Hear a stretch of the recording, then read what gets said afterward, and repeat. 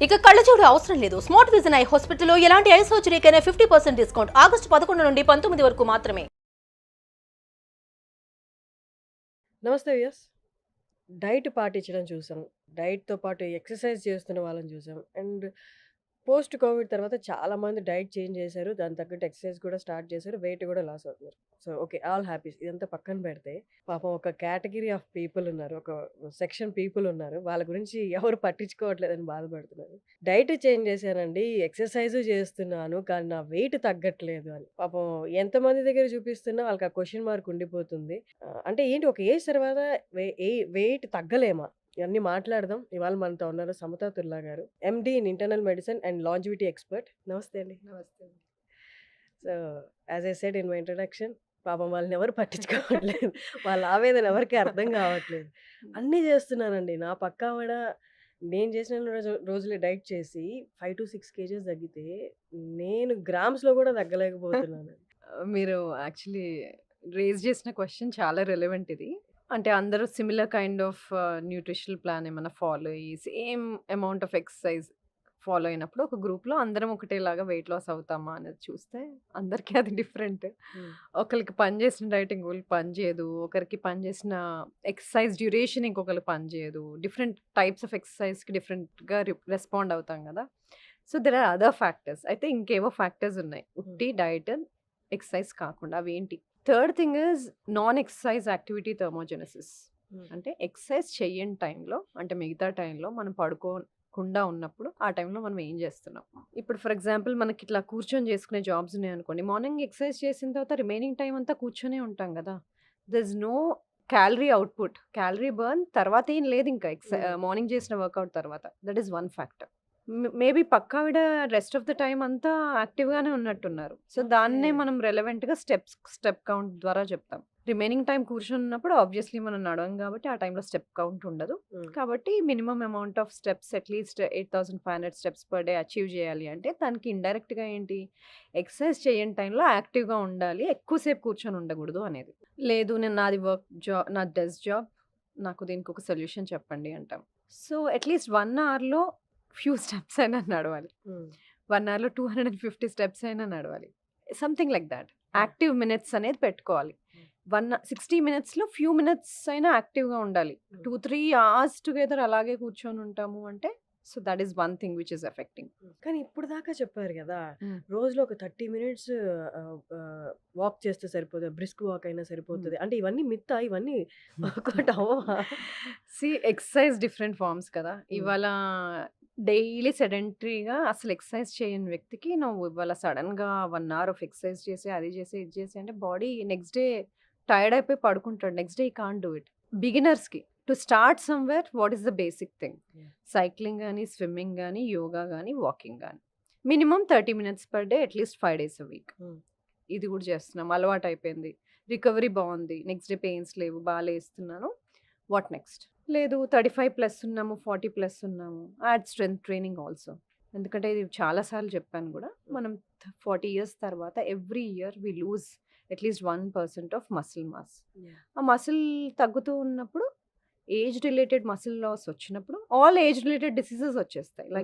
Like osteoarthritis, cardiovascular గుండె జబ్బులు, type 2 diabetes, cholesterol issues, hypertension ఇవన్నీ.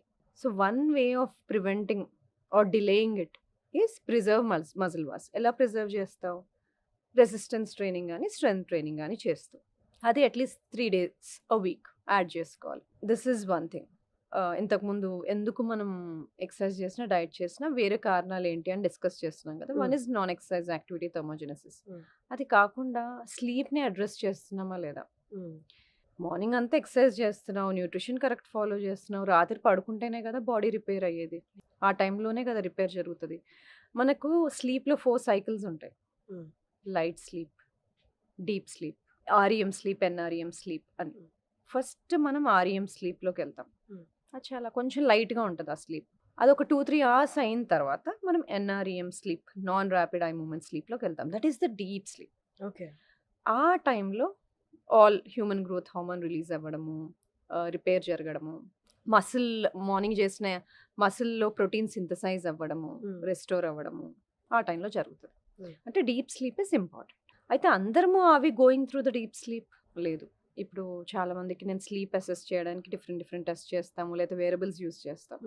ఐ సీన్ దెమ్ కదా, అట్లీస్ట్ మన ఫుల్ పడుకునే లెంత్ ఆఫ్ పీరియడ్లో 50% ఆఫ్ ద టైం మనం డీప్ స్లీప్లో స్పెండ్ చేయాలి, అంటే ఎన్ఆర్ఈఎంలో స్పెండ్ చేయాలి. అలా చేస్తున్నామంటే that means we're recovering well. మనకు తెలియదు, మనం పడుకునే ఉంటాం, ఆ సైకిల్స్ ఎలా అవుతున్నాయి, అసలు మనం దాంట్లోకి వెళ్తున్నామా లేదా మనకు తెలియదు. అవి ఎలా అసెస్ చేస్తాము? Some form of testing methodology. So that thing sleep should be corrected. కొంతమంది ఈ డౌట్స్ కూడా అడుగుతారు, what is the minimum sleep ఎంత పడుకోవాలి? So it can be from 6 to 8 hours. Excessive is dangerous, less than 5 hours also is dangerous. 6 to 8 hours optimum. Okay, 6 to 8 hours అన్నారు, నేను 6 hours night పడుకొని 2 hours afternoon పడుకోవచ్చు అంటారు. It's up to you. కానీ interruption లేకుండా ఒక 5 to 6 hours పడుకోవాలి, interruption లేకుండా, మధ్యలో లెగకుండా. So that is one thing. So sleep, non exercise activity, thermogenesis. And fifth thing is stress. Stress management లేకపోతే, స్ట్రెస్ అందరికీ ఉంటుంది, మేనేజ్ చేసుకోవాలి. అప్పుడప్పుడు ఉండే స్ట్రెస్సెస్ ఓకే, ఇప్పుడు పాడ్కాస్ట్కి వస్తున్నాం, కొంచెం టెన్షన్గా ఉంది, కెమెరా ఫేస్ చేయాలి, ఇలాంటివి ఓకే. ఎగ్జామ్ వస్తుంది, ఇలాంటివి ఓకే. కానీ ఎవ్రీడే ప్రతి ఈవెంట్ని, ప్రతి మూమెంట్ని స్ట్రెస్ఫుల్గా తీసుకొని ఉండే వాళ్ళని చూస్తూ ఉంటాం. ప్రొలాంగ్ స్ట్రెస్, మీరు అన్నది కరెక్ట్. అప్పుడప్పుడు వచ్చే stress fine. Prolong stress, long term stress, క్రానికల్గా అసలు స్ట్రెస్లో ఉన్నప్పుడు, లైక్ ఫ్యామిలీ ఇష్యూస్ కానీ, ఫైనాన్షియల్ ఇష్యూస్ కానీ, వర్క్ రిలేటెడ్ క్రానిక్ స్ట్రెస్లో ఉన్నప్పుడు మనకి స్ట్రెస్ హార్మోన్ కార్టిజాల్ ఉంటుంది కదా, అది రెగ్యులేట్ అవుతుంది. కానీ మనం క్రానిక్ స్ట్రెస్ ఉన్నప్పుడు అది కొంచెం ఎలివేట్ అవుతూ పోతుంది. అది ఎలివేటెడ్ కార్టిజాల్ మనకి బాడీకి మంచిది కాదు. వెయిట్ గెయిన్ అవుతాము, డిప్రెస్డ్గా ఫీల్ అవుతాము, ఇలాంటివి ఉంటాయి. కాబట్టి stress management, sleep, non exercise activity, thermogenesis, NEAT also are important, along with food and exercise to maintain healthy body weight. So ఇవి పాటించి చూస్తే మేబీ మీరు ఒక్కసారి వెయిట్ తగ్గే సూచనలు ఏమో కనిపిస్తాయేమో.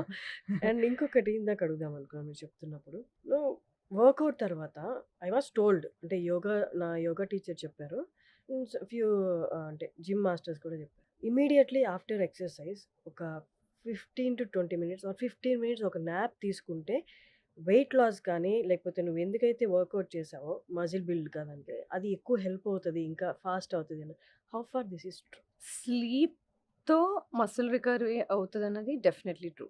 ఇమీడియట్లీ కానీ అది ఇమ్మీడియట్గా తీసుకోవాలా అనేది ఇప్పుడు లాట్ ఆఫ్ స్టడీస్ ఉన్నాయి. It is not showing so much difference. ఇమ్మీడియట్గా పడుకోవడానికి, నైట్ పడుకోవడానికి ఎక్కువ డిఫరెన్స్ చూపెట్టట్లేదు. అలాగే ప్రోటీన్ ఇంటేక్ కూడా, నువ్వు వర్కౌట్ చేస్తున్నావు, స్ట్రెంథనింగ్ ఎక్సర్సైజ్ చేస్తున్నావు అంటే adequate protein, at least 1.2 grams per kg body weight తీసుకోవాలి అట్లీస్ట్. ఎందుకంటే ఆ మసిల్ రికవర్ అవ్వాలి కదా, you're using muscle to strength train. So protein consumption కూడా ఇంతకుముందు వితిన్ హాఫ్ అన్ అవర్ తీసేసుకోవాలి protein intake, then only will rebuild, అలాంటి కాన్సెప్ట్స్ ఉండేవి. But now it is not anymore true, ఎందుకంటే ఎవ్రీడే సైన్స్ ఇస్ ఎవాల్వింగ్, కొత్త studies వస్తూనే ఉంటాయి.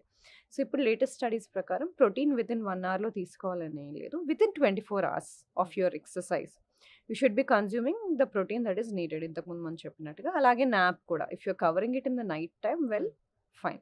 ఒకవేళ నైట్ టైం కరెక్ట్గా లేదు అంటే that you can take a nap after your workout or in the afternoon. Okay, ఈ ఇమీడియట్గా యోగా చేసిన తర్వాత మన చేత శవాసనం వేస్తారు కదా, is that also related to this? That is to cool down, not అంటే కూల్ డౌన్ అండ్ బ్లడ్ ఫ్లోని ఇంప్రూవ్ చేయడానికి. పెరిఫరల్ మనం యూజ్ చేసిన మసిల్స్ అన్నిటికీ బ్లడ్ ఫ్లో ఇంప్రూవ్ చేసి పెరిఫరల్ అంటే ఆర్మ్స్, లెగ్స్ అంతా కూడా వార్మ్ అయిపోయి కామ్ డౌన్ అయిపోతాం. దిస్ కూల్ డౌన్ ప్రతి exercise, any kind of exercise ఏది చేసినా cool down, stretches are important. కొన్నిసార్లు హడావిడిగా వర్కౌట్ చేసేసి కూల్ డౌన్ అవ్వకుండా హడావిడిగా వర్క్ కోసం అలా వెళ్ళిపోతాం, అలా చేయకూడదు. సేమ్ థింగ్ బిఫోర్ ఆల్సో, ముందు కూడా వార్మప్ చేయాలి సో దట్ బ్లడ్ ఫ్లో అడిక్వేట్గా ఉంటుంది మసిల్స్లోకి, and then you will be able to do the workout. Same thing after workout also you should cool down. ఈ మధ్య కాలంలో రిలేషన్షిప్లో ఉన్న వాళ్ళు కానీ, వర్క్లో ఉన్న వాళ్ళు కానీ, లేదా కొన్ని professions they need it, shouting అనేది, ఎక్కువ గొడవలు పడుతూ ఉండడం అనేది, డస్ దట్, అంటే మీరు లాజిటీ ఎక్స్పర్ట్ కాబట్టి, shouting leads to ageing, is that true? స్ట్రెస్ఫుల్గా ఉండడం డెఫినెట్లీ లీడ్స్ టు ఏజింగ్. స్ట్రెస్ని అందరూ విధాలుగా చూపెడుతుంటారు. పార్ట్నర్స్ మీద అరవడం, పార్ట్నర్స్ మీద అరవడం కానీ, చిరాగ్గా ఉండడం కానీ, మూమెంట్లో ఉండకపోవడం, మైండ్ఫుల్గా లేకపోవడం, ఎప్పుడు ఇక్కడ ఉన్నప్పుడు నెక్స్ట్ ఏంటి దాని గురించి ఆలోచించడం గానీ, దాని గురించి హడావిడి పడడం గానీ, హ్మ్. ఇది సరిగ్గా కరెంట్ సినారియోలో లేకపోవడం హ్మ్. మైండ్‌ఫుల్‌గా ఇలాంటివి చూస్తుంటాం. So, definitely stress leads to ageing fast. హ్మ్. ఫాస్ట్‌గా ఏజ్ అవుతాం. స్ట్రెస్‌ఫుల్‌గా ఉంటాయి డెఫినెట్‌లీ. హ్మ్. అలాగే సెడెంటరీగా ఏం ఎక్సర్సైజ్ చేయకుండా డే అంతా కూర్చొని ఉన్నా గూడా హ్మ్. ఫాస్ట్‌గా ఏజ్ అవుతాం. ఫాస్ట్‌గా ఏజ్ అవుతాము అంటే ఉట్టి స్కిన్‌లో చేంజెస్ కనబడతాయని కాదు. మన risk of developing age related diseases అన్నీ గూడా ఫాస్ట్‌గా వస్తాయి. Like hmm. టైప్ 2 డయాబెటిస్ గానీ, హైపర్‌టెన్షన్ గానీ, హార్ట్ డిసీజెస్ గానీ, న్యూరో ప్రాబ్లమ్స్ గానీ, డిమెన్షియా ఇలాంటివి గూడా when we are talking about slowing down all age related diseases is hmm. What we are thinking. Not about external features కాకుండా. With words చెప్పాలి అంటే relationship మనం మెడికల్‌గా కాకుండా హ్మ్. నార్మల్‌గా మాట్లాడుకోవాలి అనుకుంటే, ఒకళ్ళ మీద పార్ట్నర్ మీద అరిచినప్పుడు నర్వ్స్ డిస్టర్బ్ అయ్యి, అవి ఎక్సైటెడ్ స్టేట్‌లోకెళ్తాయి. నర్వ్స్ డిస్టర్బ్ అవుతాయి. అవి కూల్ డౌన్ అవ్వడానికి చాలా టైం పడతది. ఇదే కంటిన్యూస్‌గా చేయడం వల్ల, అలా అరుచుకోవడం వల్ల ఒకరి మీద ఒకరు మెంటల్ స్ట్రెస్ వల్ల ఏజింగ్ అనేది ఫాస్ట్ అవుతది. అంటే జబ్బులొస్తాయి ఇంటర్నల్‌గా అది పక్కన పెట్టేస్తే ఫస్ట్ ఆఫ్ ఆల్ మీ స్కిన్‌లో ఏజింగ్ కనిపిస్తదండి. దీన్ని సొల్యూషన్ చెప్తే అరుచుకునే వాళ్ళు కొంచెమైనా తగ్గుతారేమో. ప్రాబ్లమ్‌ని డిఫరెంట్ వేస్‌లో సాల్వ్ చేసుకోవచ్చు. హ్మ్. సో, అరుచుకోవడం అనేది it's somebody's way of solving a problem. కానీ is it really solving a problem? We don't know. So, అందుకని ఏంటి ప్రయారిటీస్ తెలియాలి. ప్రాబ్లమ్ సాల్వ్ అవ్వాలా? ఇప్పుడు అరిచేస్తే నాకు కోపం తగ్గుతదా? హ్మ్. అంటే ప్రయారిటీ అక్కడ కోపం తగ్గించుకోవడమా? ప్రాబ్లమ్ సాల్వ్ చేసుకోవడమా? We should prioritise. యాహ్! చాలా సార్లు ప్రయారిటీస్ పక్కన పెట్టేసి అప్పటికప్పుడు we try to gain mental satisfaction. Okay. ఇది చేసేసాను. ఇప్పుడు యాహ్! అరిచేయాలి, అరిచేసాను. That is just to satisfy somebody's ego or whatever. But doing all that first of all most of the problems don't get solved. Hmm. కానీ additional stresses కదా! The more stress you are giving it to your body it will show on everything. హ్మ్. గట్‌లో గూడా, మైండ్‌లో గూడా, on your skin, on everything. My next question. ఇంతకుముందు వరకు అందరూ పాటించేవాళ్ళు. ఎంత క్యాలరీస్ కౌంట్ చేసుకొని తీసుకోవడం, ఎంత క్యాలరీస్ బర్న్ చేస్తున్నాం అనేది ఇమ్మీడియేట్‌గా చెక్ చేసుకుంటూ ఉంటారు. అలాగే కార్బ్స్ కౌంట్ కూడా. ఇవాళ నేను ఎంత కార్బ్స్ తీసుకున్నాను. ఇవి కాకుండా ఇంకేమైనా ఫ్యాక్టర్స్ ఉంటాయా? అంటే ఇవి 2 నేను కంట్రోల్‌లో పెట్టుకున్నాను. నేను కాలిక్యులేటెడ్‌గా ఉన్నాను అన్నా కూడా వెయిట్ తగ్గట్లేదు. అంటే ఇంకేదైనా ఎక్స్‌టర్నల్ ఫ్యాక్టర్ ఇంకేదైనా అదర్ ఫ్యాక్టర్స్ ఉంటాయా? వెయిట్ మీద ప్రభావం చూపించేవి?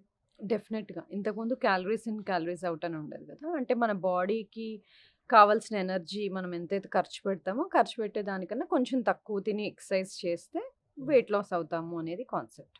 ఓకే. అలా చేస్తున్న వాళ్ళు తగ్గుతారు కొంతమంది. కొంతమంది తగ్గరు. వై?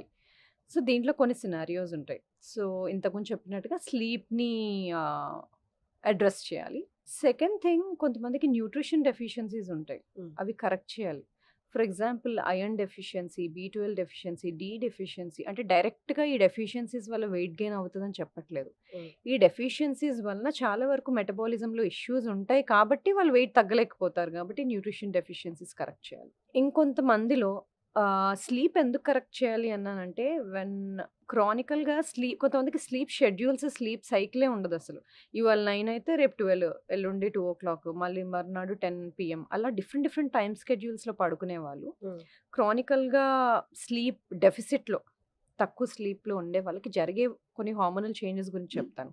మనకి మెలనిన్ అనేది చాలా ఇంపార్టెంట్. స్లీప్ అంటే మనము మెలుకుండడము, పడుకోవడము అనే ఒక బ్యాలెన్స్‌ని క్రియేట్ చేస్తది మెలటోనిన్. సో, ఆ లెవెల్స్ పాడైపోతాయి. హ్మ్. స్లీప్ సైకిల్ కరెక్ట్‌గా షెడ్యూల్ చేసుకోనప్పుడు. హ్మ్. అది కాకుండా మనకి లెప్టిన్, రెలిన్ అనే 2 హార్మోన్‌లుంటాయి. వాటి పనేంటంటే తిన్నప్పుడు కడుపు నిండింది అని మనకెలా తెలుస్తదంటే లెప్టిన్ వలన. యాహ్! అలాగే రెలిన్ అనేది హంగర్ హార్మోన్. హ్మ్. ఈ 2 ఉంటాయి బాడీలో. వాటికో బ్యాలెన్స్ ఉంటది. ఈ స్లీప్ షెడ్యూల్ పోయినప్పుడు వాటిలో బ్యాలెన్స్ కూడా పోతది. పోయినప్పుడు హుహు. లెప్టిన్ లెవెల్స్ తగ్గడము, సో, తిన్నా గూడా కడుపు నిండిందని తెలియకపోవడం, హ్మ్. ఇంకొన్ని రోజుల తర్వాత లెప్టిన్ రెసిస్టెన్స్ రావడం, అలాగే ఈటింగ్ బిహేవియర్స్ చేంజ్ అవ్వడం, craving for more refined foods, craving for unhealthy foods అలాంటివి రావడం. సో, హ్మ్. ఈటింగ్ బిహేవియర్స్ చేంజ్ అవ్వడం, దీనివల్ల వెయిట్ గెయిన్ అవ్వడం ఇలాంటివి జరుగుతాయి. హ్మ్. ఇవి కాకుండా స్లీప్‌తో కార్టిజాల్, ఇన్సులిన్ కూడా రిలేటెడ్ ఉంటది. సో, అవన్నిటి వల్ల గూడా మెటబాలిజం ఇష్యూస్ ఒస్తాయి. మన ఫుడ్ ఎనర్జీగా ఎలా వాడుకుంటాం అనేవి చేంజ్ అయిపోతాయి. సో, సింపుల్‌గా అనిపిస్తది స్లీప్ చాలా రిలేటెడ్ అని గాని, ఇన్ని హార్మోన్స్ దెబ్బతింటాయి కాబట్టి స్లీప్ కరెక్ట్‌గా పెట్టుకుంటే all of these hormones fall in place. So కానీ that is other important thing. కానీ చాలా మందికి నిద్రలేమి ఉన్న వాళ్ళ పర్సంటేజ్ రోజు రోజుకి ఎక్కువైపోతుంది. Reasons whatever may be the reasons. స్ట్రెస్సా, ఫ్యామిలీ స్ట్రెస్సా ఏదైనా అవ్వచ్చు. నిద్రలేమి ఎక్కువైపోతుంది. దానికి వాళ్ళు ఎక్స్టర్నల్‌గా, ఓరల్‌గా టాబ్లెట్స్ తీసుకుంటున్నారు. ఓరల్‌గా టాబ్లెట్స్ తీసుకొని నిద్రపోవడం వల్ల అంటే మీరు చెప్పిన మెకానిజం అంతా ప్రాపర్‌గా వర్కౌట్ అవుతదా? లేకపోతే ఓరల్‌గా తీసుకోవడం వల్ల ఎక్స్‌ట్రా ప్రాబ్లమ్స్ వస్తాయి? కొంతమందికి స్లీపింగ్ పిల్స్ పెట్టవలసి వస్తుంది. సో స్లీపింగ్ ఇష్యూస్ ఉన్నాయి అంటే కొంతమందికి అబ్స్ట్రక్టివ్ స్లీప్ యాప్నియా ఉండొచ్చు, అది అడ్రస్ చేయాలి. కొన్ని స్లీపింగ్ డిజార్డర్స్ ఉంటే అవి అడ్రస్ చేయాలి. అది కాకుండా మీ వర్క్ రిలేటెడ్ బిహేవియర్స్ వలన, లైఫ్ స్టైల్ వలన మీ రిథమ్, సర్కేడియన్ రిథమ్ అంటాం కదా, ఈ స్లీప్ వేక్ సైకిల్స్ని అది దెబ్బతింటుంది అంటే అది అడ్రస్ చేసుకోవాలి. నేను ఒక కేస్ సినారియో చెప్తాను. నా దగ్గరకు ఒక క్లయింట్ వచ్చారు. ఆవిడ షిఫ్ట్ వర్క్ చేస్తారు, అంటే నైట్లో వర్క్ చేస్తారు, డేలో షీ హ్యాడ్ టు స్లీప్. తనకి ఇన్ఫర్టిలిటీ ఇష్యూ, ప్రెగ్నెంట్ అవ్వట్లేదు ఆవిడ. సో దానివల్ల హార్మోనల్ చేంజెస్, ప్రెగ్నెంట్ అవ్వట్లేదు. దెన్ తన హిస్టరీ అంతా తీసుకున్నాక నేను ఒకటి అడిగాను, నువ్వు ఏమైనా చేస్తావా నువ్వు ప్రెగ్నెంట్ అవ్వడానికి నేను చెప్తే అని అడిగాను. Okay, how far she is ready అని. How far she is ready to become pregnant, I want to give my 100% అని. నేను అన్నాను, నీ లైఫ్ స్టైల్ ని సెట్ చేస్తే చాలా చేంజెస్ జరుగుతాయి. There are chances of you becoming బెటర్గా ఫీల్ అవుతావు నువ్వు. First thing, are you ready to do those changes అంటే ఎస్ అని. మరి దానికోసం నువ్వు ఇలాంటి వర్క్ చేయకూడదు, డే టైం వర్క్ చేసుకోవాలి, నువ్వు కరెక్ట్గా పడుకోవాలి అన్నాను. సో బట్ షీ, అందరు చేయలేరు కానీ తను చేయగలిగింది. తను వర్క్ని చేంజ్ చేసుకొని రిక్వెస్ట్ పెట్టుకొని వాళ్ళ బాస్కి డే టైంలో ఏదో 9 to 5 జాబ్ లాంటిది చేసుకుంది. She started doing some life style changes. Guide చేసాం అంతే, ఎలా పడుకోవాలి, ఎలా తినాలి, కొంచెం ఫుడ్లో న్యూట్రిషన్లో చేంజెస్ చేసాము, స్లీప్ చేంజ్ చేసింది అండ్ వర్క్ కూడా చేంజ్ చేసుకుంది. So first of all self కేర్కి ఇంపార్టెన్స్ ఇచ్చింది. దెన్ ఇవన్నీ ఫాలో అయ్యి ఆవిడ కాస్త ఓవర్ వెయిట్గా ఉండేవాళ్ళు, ఫస్ట్ వెయిట్ తగ్గింది ఆవిడ. తర్వాత 2-3 సైకిల్స్ తర్వాత వెయిట్ తగ్గిన తర్వాత న్యాచురల్గా కన్సీవ్ అయింది. సో ఇదొక ఎగ్జాంపుల్. అంటే అందరికీ ఇలాగే జరుగుతుంది, అన్ని ఇన్ఫర్టిలిటీ కేసెస్కి ఇలాంటి సొల్యూషనే ఉంటుంది అని చెప్పట్లేదు. కొంతమందికి హార్మోనల్ రెగ్యులేషన్స్కి they may need hormonal pills కూడా, depending on the case scenario, depending on the individual. కానీ half of the problems solve చేయొచ్చు if we can correct their circadian rhythm, solve చేయొచ్చు. ఎందుకంటే బ్రెయిన్లో మనకి సూప్రాకాస్మాటిక్ న్యూక్లియస్ అని ఉంటుంది. అదేంటంటే ఇన్ఛార్జ్ అనమాట. బ్రెయిన్లో ఒక క్లాక్ ఉంటుంది. మనకి ఎలా తెలుస్తుంది బాడీకి డే టైం లెగాలి, నైట్ టైం పడుకోవాలి అనేది? ఆ క్లాక్ మన బాడీ మెకానిజమ్స్ని అలైన్ చేసి ఈ టైంలో హార్మోన్స్ రిలీజ్ చేయాలి, ఈ టైంలో తక్కువ రిలీజ్ చేయాలి, ఈ టైంలో వేక్ఫుల్గా ఉంచాలి, ఈ టైంలో బాడీని పడుకోబెట్టాలి అనే ఒక మెకానిజం ఉంటుంది. సో ఇన్ని రోజులు మనకు ఆ బాడీ క్లాక్ ఉంటుందని తెలుసు. ఇప్పుడు న్యూ రీసెర్చ్ ఏంటంటే పెరిఫరల్గా లివర్, ప్యాన్క్రియాస్, కిడ్నీ వీటన్నిటికి కూడా వాటికి సెల్ఫ్ దేనికి దానికి క్లాక్స్ ఉంటాయి అని తెలిసింది, డైజెషన్కి కూడా. సో ఆ క్లాక్స్ దీని ఇన్ఫ్లుయెన్స్లో పనిచేస్తాయి. సో నైట్ టైం మనం పడుకున్నప్పుడు మన బాడీ కోర్ టెంపరేచర్ తగ్గాలి, అది బాడీ హార్ట్ రేట్ డ్రాప్ అవ్వాలి, రెండు అవ్వాలి. అయినప్పుడు మనం ఎక్కువ ఇంతకుముందు డిస్కస్ చేసినట్టుగా మనం ఎన్ఆర్ఈఎం స్లీప్లో, డీప్ స్లీప్లో బాగా స్పెండ్ చేస్తాం. అందుకనే food 2 to 3 hours before your bed time తినాలి అంటాం. ఎందుకంటే హార్ట్ రేట్ తక్కువకి వెళ్ళిపోవాలి అంటే your digestive system should finish digestion. అన్ని ఆర్గన్స్ వాటి పనులు అవి చేసేసి రిలాక్స్ మోడ్లోకి వెళ్ళిపోతే బాడీ నిజంగా రిలాక్స్ మోడ్లోకి వెళ్తుంది. కాబట్టి టెంపరేచర్ డ్రాప్ అవ్వాలి, హార్ట్ రేట్ డ్రాప్ అవ్వాలి. సో టెంపరేచర్ డ్రాప్ కొంతమందికి కొన్ని ఇష్యూస్ వల్ల డ్రాప్ అవ్వకపోవచ్చు. మన బెడ్ మ్యాట్రెస్ ఉంటుంది కదా, అది బాగా హీటెడ్గా వామ్గా ఉండడం, రూమ్ వామ్గా ఉండడం, వాటి వల్ల మనం కోర్ టెంపరేచర్ తగ్గదు. సో అవి ఇష్యూస్ సెట్ రైట్ చేసుకోవాలి. రూమ్ కూల్గా ఉంచుకోవడం, వెంటిలేషన్ బాగా ఆడేలాగా పెట్టుకోవడం, మ్యాట్రెస్ ఎక్కువ హీట్గా ఉంచకపోవడం, ఎక్కువ దుప్పట్లు కప్పేసుకొని వేడిగా పెట్టుకోకపోవడం, ఇలాంటివి చేసుకుంటే బాడీ రూమ్ కోల్డ్గా పెట్టుకొని కోర్ టెంపరేచర్ అప్పుడు తగ్గుతుంది. సో ఇలాంటి సింపుల్ చేంజెస్ చేసుకుంటే చాలా డిఫరెన్స్ వస్తుంది.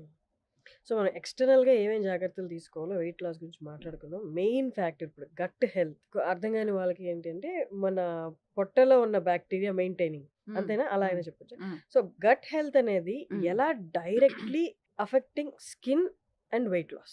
ఓకే, సో గట్లో మనకి బ్యాక్టీరియా ఉంటాయి, ఫంగై ఉంటాయి, వైరసెస్ ఉంటాయి, ఇవన్నీ ఉంటాయి. వీటిని గట్ మైక్రోబయోమ్ అంటారు. ఇవి సర్టెన్ లెవెల్స్‌లో ఉంటే మనకు బెనిఫిషియల్. దాని అవసరానికి మించి ఎక్కువగా ఉంటే అవి మనల్ని హార్మ్ చేస్తాయి ఎక్కువుంటాయి. ఆ ఇంబాలెన్స్‌లోకి వెళ్ళినప్పుడు మనం ఈ వర్డ్ యూజ్ చేస్తాం. గట్ డిస్బయోసిస్ అని. అయితే బ్యాలెన్స్‌లో ఉన్నప్పుడు గట్ మైక్రోబయోమ్ అది మనకి ఏం చేస్తది? డైజెషన్‌కి హెల్ప్ చేస్తది. ఫుడ్ తినగానే అదంతట అది ఊరికే ఎంజైమ్స్ వల్ల, స్టమక్ వల్ల డైజెస్ట్ అవ్వట్లే. గట్ బ్యాక్టీరియా హెల్తీగా ఉంటే డైజెస్ట్ అవుతుంది. తిన్న ఫుడ్‌లో నుండి ఎనర్జీని తీసి పెడతది మనకి. తినే ఫుడ్‌లో నుండి మనకి షార్ట్ చైన్ ఫ్యాటీ యాసిడ్స్ అని తయారు చేసి పెడతది. మనకి న్యూట్రియంట్స్ కొన్ని అబ్జార్బ్ చేసి పెడతది. అలాగే గట్ ఇంటిగ్రిటీ అంటే నీట్‌గా ఉండి గట్‌లో ఉన్న ఫుడ్ ప్రొడక్ట్స్ బ్లడ్‌లోకి వెళ్ళిపోకుండా సో గట్ లేయర్‌ని ప్రొటెక్ట్ చేస్తది. ఇమ్యూనిటీని ఇస్తది. అలాగే మన బ్రెయిన్‌కి కావాల్సిన హ్యాపీ కెమికల్స్ డోపమిన్, సెరటోనిన్ అనేది ఒక 80% మన గట్‌లోనే తయారవుతది. అది తయారవడానికి గట్ బ్యాక్టీరియానే హెల్ప్ చేస్తది. అంటే అది క్వైట్‌గా ఉన్నట్టు ఉంటది గానీ మనకి ఇన్ని పనులు చేసి పెడతది. అందుకే so butterflies in my stomach అంటారా? ఎప్పుడైనా ఎక్సైట్ యాంగ్షియస్‌గా అయినప్పుడు? ఉన్నప్పుడు ఆ! Butterflies in your stomach. So gut and brain are directly related. Okay. అదొక్కటే కాదు. Gut is related to all other things. So బాడీలో ఇన్‌ఫ్లమేషన్ లేకుండా మనల్ని కూల్ డౌన్ చేసి పెడుతుంది. ఇవన్నీ చేస్తది. సో దాన్ని ఫీడ్ చేయడానికి ఆ గట్ బ్యాక్టీరియా హెల్తీగా ఉండాలంటే వాటికి సరైన ఫుడ్స్ మనం ఇవ్వాలి. వాటిని ప్రీబయోటిక్స్ అంటాం. సో ఈ ప్రీబయోటిక్స్ అనేవి వెజిటబుల్స్‌లో ఉంటది, గ్రెయిన్స్‌లో ఉంటది, రైస్‌లో ఉంటది, బనానాస్‌లో ఉంటది, వీటన్నిటి ఆనియన్స్‌లో ఉంటది, ఆకుకూరలు. సో ఈ ప్రీబయోటిక్స్ అన్నీ ఇచ్చినప్పుడు వాటికి ఫుడ్ లాగనమాట. వాటిని డెస్ట్రాయ్ చేయకుండా కూడా ఉండాలి. ఆ ఇంబాలెన్స్ చేయకుండా ఉండాలి. ఆ ఇంబాలెన్స్ ఎందుకు అవుతున్నాయి ఈ మధ్య ఎక్కువ శాతం? షుగర్ వల్ల. Sugar is not very good for them. Sugar వల్ల, refined foods, trans fatty acids బాగా నూనెలో వేయించిన పదార్థాలు, కొన్నిసార్లు వీట్, గ్లూటెన్. ఇప్పుడు జెనెటికలీ మోడిఫైడ్ వీట్ ఏదైతే ఉందో ఆ మోడిఫైడ్ వీట్లో గ్లూటెన్ కంటెంట్, గ్లైడిన్ కంటెంట్ పెరిగి అది అన్సూటబుల్గా తయారవుతుంది మనకి. దానివల్ల. సో వీటి వల్ల ఇవి ఎక్కువ కన్జ్యూమ్ చేయడం వల్ల ఇంబాలెన్స్‌లోకి వెళ్తుంది. అయితే మరి ఇట్లా ఇంబాలెన్స్ వచ్చినప్పుడు ఒక ప్రోబయోటిక్ వేసుకుంటే సరిపోతుందా అని అందరు అడుగుతారు. అంత సింపుల్‌గా ఉంటే బాగుండును. ఎందుకంటే మనకు ట్రిలియన్స్ ఆఫ్ బ్యాక్టీరియా ఉంటాయి. ఒక సింగిల్ ప్రోబయోటిక్ కొంతమందికి పనిచేస్తుంది, కొంతమందికి పనిచేయదు. ఎందుకు అంటే చాలా రకాలు ఉంటాయి. దానిలో కామన్‌గా ఇంపార్టెంట్‌గా ఒక 4, 5 చెప్తాను. లాక్టోబాసిల్లస్ అంటాం. అది చాలా వరకు మనకి ఇబ్బందులు ఉన్నప్పుడు, గట్ ఇష్యూస్ ఉన్నప్పుడు మనం వేసుకుంటాం. సో వెంటనే అది ఇమ్యూనిటీ ప్రొవైడ్ చేస్తుంది. గట్ ఇంటిగ్రిటీ అన్నాం కదా, గట్ లేయర్‌ని ప్రొటెక్ట్ చేస్తుంది. అలాగే బైఫిడోబాక్టీరియం అంటాం. తినే ఫుడ్‌లో నుండి ఎనర్జీ ఎక్స్ట్రాక్ట్ చేస్తుంది బ్యాక్ట్రాయిడ్స్ అంటాం. అవి మనం తినే ఫుడ్‌లో నుండి షార్ట్ చైన్ ఫ్యాటీ యాసిడ్స్ ఇంతకుముందు చెప్పాను కదా, అవి తయారు చేస్తది. వాటి పనేంటి? బాడీలో ఇన్ఫ్లమేషన్ తక్కువ చేసి, కామ్ డౌన్ చేసి, మన బ్లడ్ వెజల్స్‌ని హెల్తీగా పెడతది. ఓకే. అది. ఇంకోటి యాకర్మెన్సియా అంటాం. యాకర్మెన్సియా ఏం చేస్తది? మన మెటబాలిజంని, మన గ్లూకోజ్ రెగ్యులేషన్‌ని బ్యాలెన్స్ చేస్తది. ఇంకోటి ఫికాలిబాక్టీరియం ప్రాట్స్నిట్సే అంటాం. అది కూడా మన ఫ్యాట్ మెటబాలిజంని కరెక్ట్‌గా పెడతది. గట్ ఎపిథీలియంని హెల్తీగా ఉంచుతుంది. ఇలా నేను కొన్నే చెప్పాను. అలా చాలా ఉంటాయి. సో ఈ 4, 5 థింగ్స్‌కి 4, 5 డిఫరెంట్ థింగ్స్ చెప్పాను కాబట్టి అందరికీ ఒకటే రకమైన ప్రోబయోటిక్ సూట్ అవ్వకపోవచ్చు. సో గట్‌ని రీసెట్ చేయాలి అంటే సింపుల్‌గా ఒక పిల్ వేసుకుంటే సరిపోదు. దానికి కావాల్సిన ఫుడ్ ఇవ్వాలి, అవసరం లేని ఫుడ్ తీసేయాలి, గట్ హీల్ అవ్వటానికి కావాల్సిన వేరే న్యూట్రాస్యూటికల్స్ కానీ అది ఇవ్వాలి, వాటికి కావాల్సిన ఎన్వైరన్మెంట్‌ని ప్రొవైడ్ చేయాలి. సో ఇవి చేసినప్పుడు మనం గట్‌ని రీబ్యాలెన్స్ చేసుకోవచ్చు. గట్ హెల్తీగా లేదు అనడానికి నేను విన్నది, but you tell me how far this gut ప్రాపర్‌గా లేదు, గట్ హెల్త్ ప్రాపర్‌గా లేదనడానికి మెయిన్ మెడపాటు నల్లగైపోద్ది, చీక్స్ నల్లగైపోతాయి, ఫోర్ హెడ్ నల్లగైపోద్ది అంట. Is that true? గట్ హెల్తే రిఫ్లెక్టింగ్ ఆల్ దిస్? కొన్నిసార్లు అకాంథోసిస్ నిగ్రిసెన్స్ అంటాం. అది నెక్ చుట్టూత నల్లగా వస్తది. అది ఇన్సులిన్ రెసిస్టెన్స్ ఉండే వాళ్ళకి, లేదా షుగర్ బార్డర్ లైన్ ఉండే వాళ్ళకి. గట్ ఇష్యూస్‌తో మీరు చెప్పింది ఒకటి కరెక్ట్. స్కిన్ ఇష్యూస్ ఎక్కువ చూస్తాం. స్కిన్ పిగ్మెంటేషన్స్, కొన్నిసార్లు ఎగ్జిమా, ఇలాంటివి ఎక్కువ చూస్తూ ఉంటాం. సో డెఫినెట్లీ స్కిన్ ఇష్యూస్ చూస్తాం. ఇంకా డైజెస్టివ్ ఇష్యూస్ అయితే చాలా చూస్తాం. బ్లోటింగ్, ఇండైజెషన్, తిన్న వెంటనే మోషన్కి వెళ్ళిపోవాలనిపించడం, ఇలాంటివన్నీ. ఇది కాకుండా కొన్నిసార్లు జాయింట్ ఇష్యూస్ కూడా చూస్తాం. కొన్నిసార్లు స్టిఫ్నెస్ అనిపించడం జాయింట్స్లో, ఇలాంటివి. మూడ్ డిస్టర్బెన్సెస్, యాంగ్జైటీగా, డిప్రెస్డ్గా అనిపించడం. నేను డిప్రెషన్ గురించి చెప్పట్లేదు, డిప్రెస్డ్ మూడ్ గురించి చెప్తున్నాను. అలా అనిపించడం, మూడ్ డిస్టర్బెన్సెస్, ఇలాంటివి కూడా ఉంటాయి. సో గట్ హెల్త్ బాగాలేదని చెప్పడానికి ఇలా వేరే వేరే సిమ్టమ్స్ ఉండొచ్చు. ఇంకొకటి మెయిన్ అపోహ ఏంటి అంటే గట్ హెల్త్ అనేది లావుగా ఉన్న వాళ్ళకి బాగుండదు, సన్నగా ఉన్న వాళ్ళకి, నాజుగ్గా ఉన్న వాళ్ళకి గట్ హెల్త్ బాగానే ఉంటుంది అన్నది అంటే ఆ. మెయిన్లీ ఫుడ్ తీసుకొని ఇంబ్యాలెన్స్ అవ్వడం వల్ల బ్యాక్టీరియా వాళ్ళకే వస్తది అనుకుంటారు. ఉమ్. ఇది ట్రూనా? కాదు. సన్నగా ఉన్న వాళ్ళు హెల్తీగా ఉన్నారని ఎలా చెప్తాం? కాబట్టి సన్నగా ఉంటే హెల్తీగా ఉన్నట్టేం కాదు. సన్నగా ఉన్నారంటే స్కిన్ కింద కొవ్వు లేదని, సబ్క్యూటేనియస్ ఫ్యాట్ తక్కువగా ఉందని. అంతేగాని విజరల్ ఫ్యాట్ తక్కువ ఉందని కాదు. విజరల్ ఫ్యాట్ కనిపించదు కదా సన్నగా ఉంటే. అది లోపల పొట్టలో మన లివర్ చుట్టూ, ఆర్గన్స్ చుట్టూ ఉంటది. సో, సన్నగా ఉన్నా, లావుగా ఉన్నా విజరల్ ఫ్యాట్ ఉంటే అది హెల్తీ కాదు. ఓకే. సో, సన్నగా ఉండి అన్‌హెల్తీ ఉండొచ్చు. హ్మ్. లావుగా ఉండి హెల్తీ కూడా ఉండొచ్చు. ఓకే. మేబీ లావుగా ఉన్న వాళ్ళకి స్కిన్ కింద సబ్క్యూటేనియస్ ఫ్యాటే ఉండి ఉండొచ్చు. వాళ్ళకి విజరల్ ఫ్యాట్ తక్కువ ఉండి ఉండొచ్చు. సో, విజరల్ ఫ్యాట్‌ని ఎలా అసెస్ చేస్తాం? మెజర్‌మెంట్స్ చేసుకోవచ్చు, స్కాన్స్ చేసుకోవచ్చు, ఇమేజింగ్ చేసుకోవచ్చు. మెజర్‌మెంట్ చేసుకుంటే వేస్ట్ టు హిప్ రేషియో అంటాం.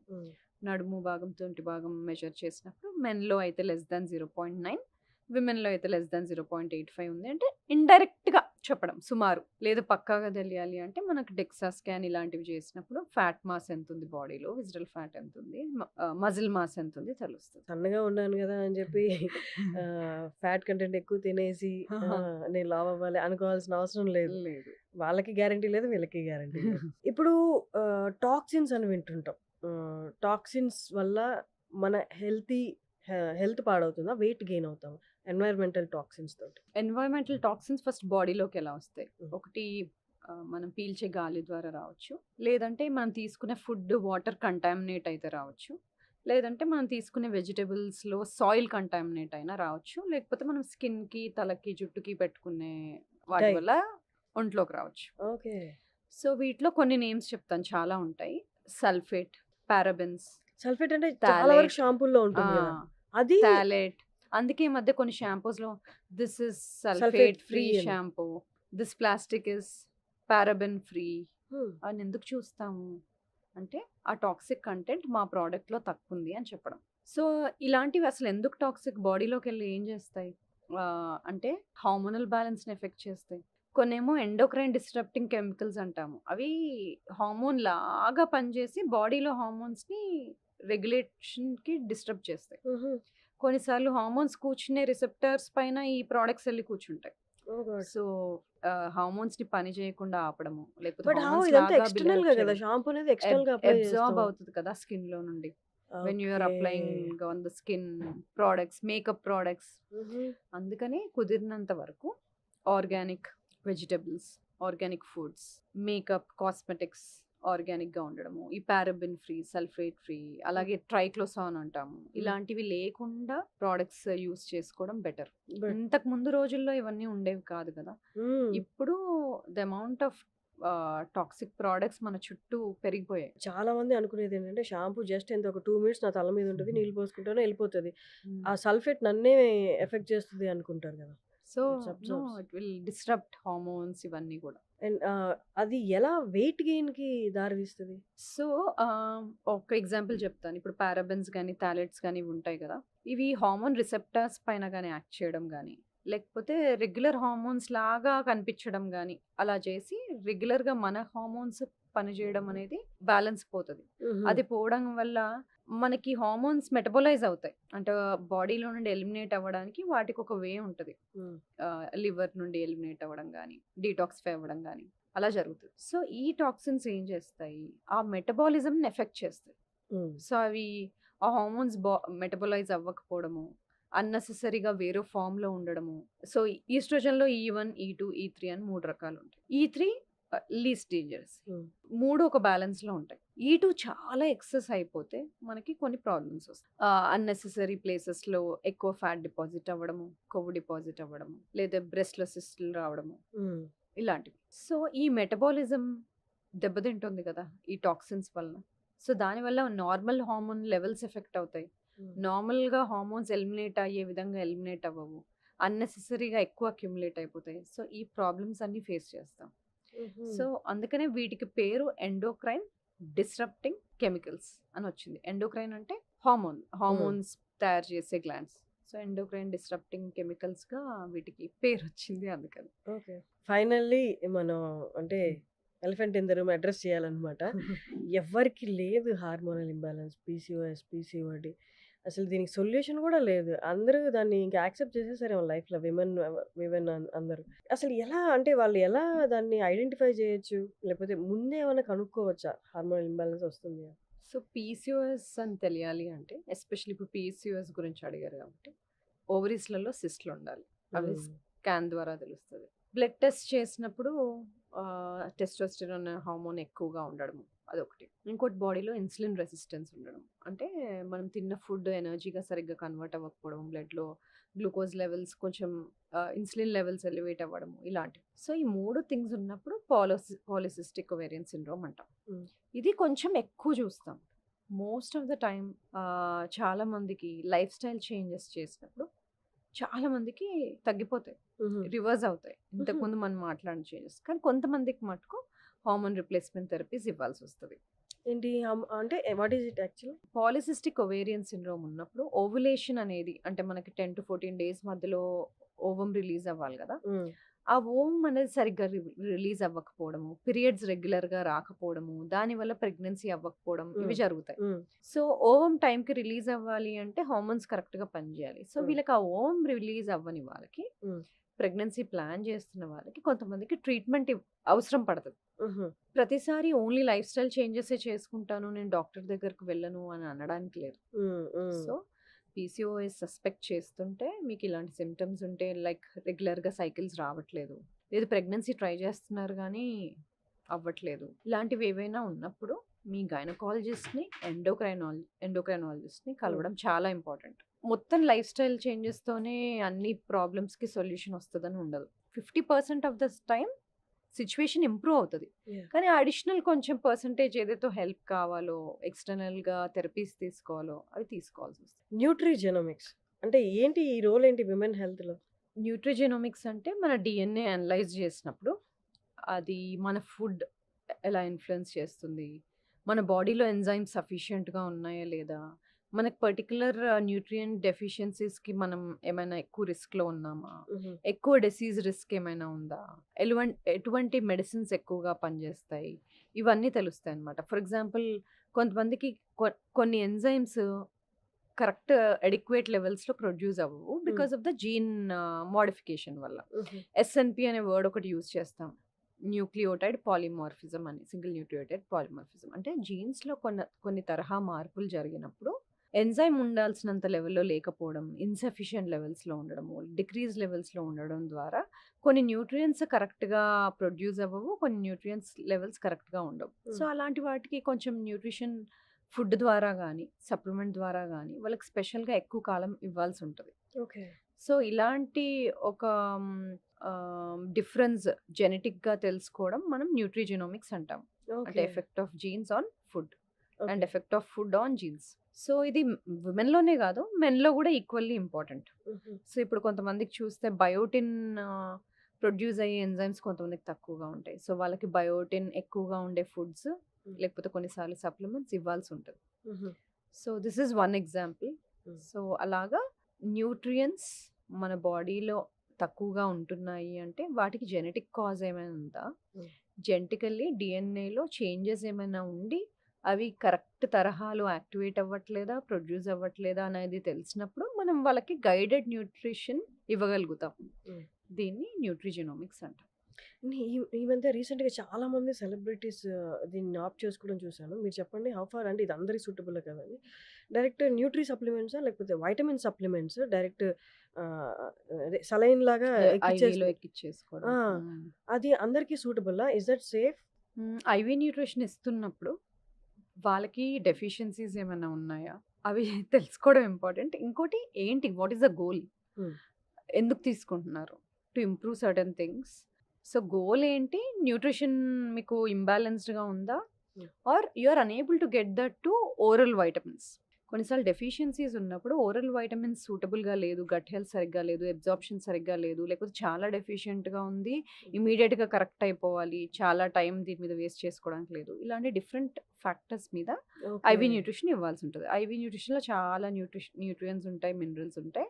Depending on the need, what is the need అన్న దాన్ని బట్టి మనం ఆ పర్టిక్యులర్ వైటమిన్స్ ఆర్ న్యూట్రియంట్స్ చూస్ చేస్తాం. ఓకే. సో, అందరికీ ఒకటే సూటబుల్లా అంటే మే నాట్ బి. హ్మ్. సో, కొంచెం చేంజెస్ చేసుకోవాల్సి ఉంటది. సో, ఏదైనా దాని డాక్టర్‌నైతే కన్సల్ట్ చేసి తీసుకోవాలి. నార్మల్‌గా చాలా చోట్ల చూసేస్తున్నాము. అంటే డాక్టర్స్ ద్వారా కాకుండా హ్మ్. సప్లిమెంట్స్ పెట్టేయడం. హ్మ్. మేబీ దే షుడ్ గో కదా! దానివల్ల డాక్టర్‌ని ఎఫెక్ట్స్ కలిసి అసలు హ్మ్. కాజ్ ఏంటి? ప్రాబ్లమ్ ఏంటి? టెస్ట్ చేసుకొని, చూసుకొని దెన్ తీసుకుంటే సేఫ్. దానివల్ల మళ్ళీ ఇంకా ఏ ఆ! ఎఫెక్ట్స్ రాకుండా side effects. It's great talking to Samatha garu. Thank you thank you so Harshini. Much. Thank you. It's అంటే ఎప్పుడు మాట్లాడినా మీతో కొన్ని మీరు చెప్తుంటే ఐ ఓపెనింగ్‌లా ఉంటాయన్నమాట. చిన్న చిన్న జాగ్రత్తలే. బట్ హ్మ్. మన వ్యూయర్స్ కూడా లాస్ట్ టైమ్ లాగా ఇప్పుడు కూడా చూసి పాటిస్తే నో ఫస్ట్ హెల్త్ సరిగ్గా ఉంటే అదే రిచ్ అన్నట్టు కదా! హ్మ్. Thank you so much for coming again. Thank you. Thank you. Thank you.